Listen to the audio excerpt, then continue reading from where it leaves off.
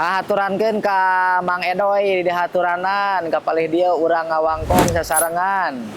Regreg-nya Kangnya kasumpingan Mang Odoy di Tasik tepi-tepi ka Pangrango. Lain legreg deui. Ieu nu di Tasik jauh-jauh ka dieu saking ku kepo bener teh bahasa nama kepo. Aya naon di Pangrango teh gitu. Aya nu daremo, mus-mus aya nu naon teh orasi gitu.